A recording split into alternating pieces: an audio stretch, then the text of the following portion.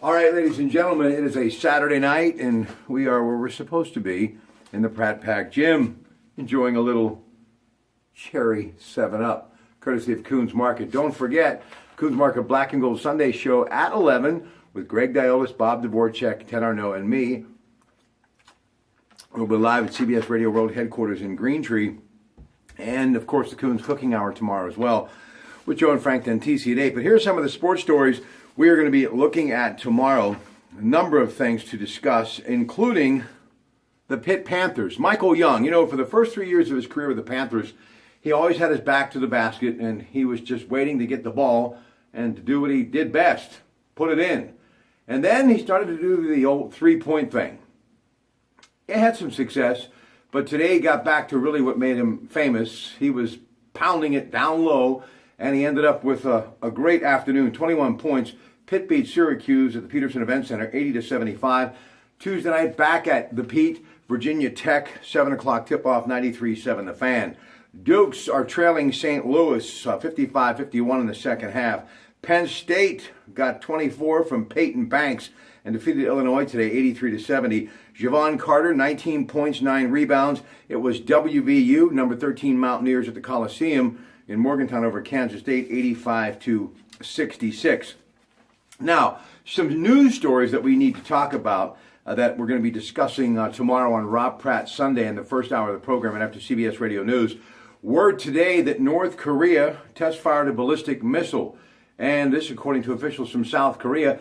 And the president, when asked about this incident, simply had no comment, and he will be briefed more on it at a later date. Robert Cameron, who is the owner of a Texas border tour company, favors the wall, but he says it will be very complicated. We'll talk about his journey and also his concerns. And speaking of concerns, a lot of folks wondering what is going on in the San Diego, and that, of course, right there in that port that is on the border of Tijuana. It is the Immigration and Custom Enforcement in which they've been doing this knock and talk, in which they've been, finding out who is a legitimate citizen or not. And some people have actually been deported. Homeland Chief John Kelly said there is nothing going on. This is just routine. All of this, of course, because of concern what's happening with immigration throughout our country. So we'll be talking about all of those stories tomorrow on Rob Pratt Sunday.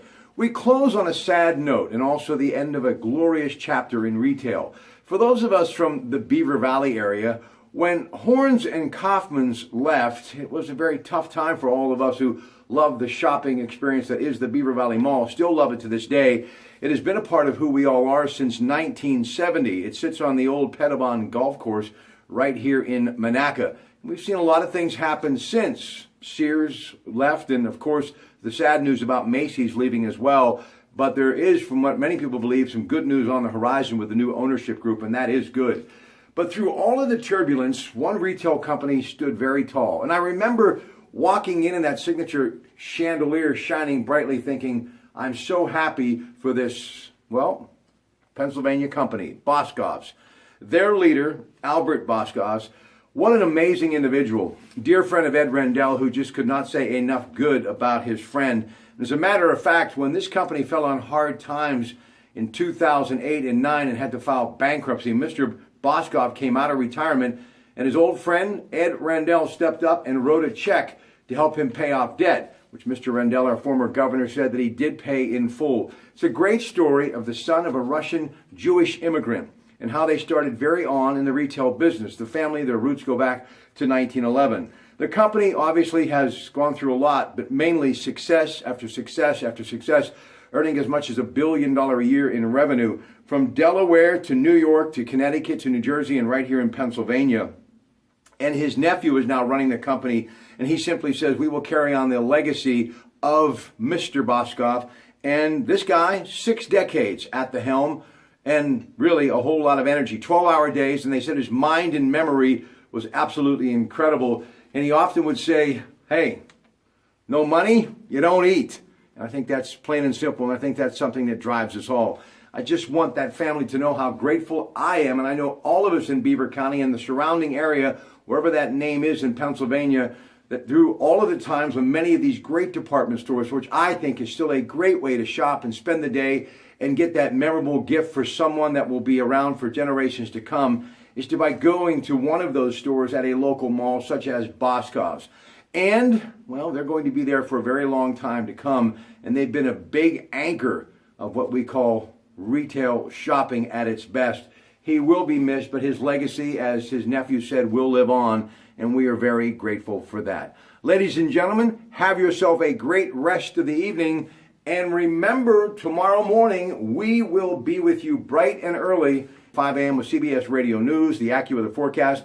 First couple of hours of the program, it's going to be you and me in conversation mode. Things that I just mentioned and other stories trending overnight from CNN and, of course, CBS and, yes, your favorite Pittsburgh Post-Gazette and the Tribune Review. Even my local paper, the Beaver County Times, will give you a chance to get into all of that. And, of course, the latest sports news begins at 5:15 and will run every half hour right up until 7:45. And in sports, along with some of the basketball scores I mentioned, the Pens are currently Arizona in the second by a score of 2-1. We'll have details on that. And Jordan Spieth shot a 65 today. He right now is at 17 under heading into the final round of the Pebble Beach Pro-Am at Spyglass. Some say he is hitting the ball as good as he has since 2015.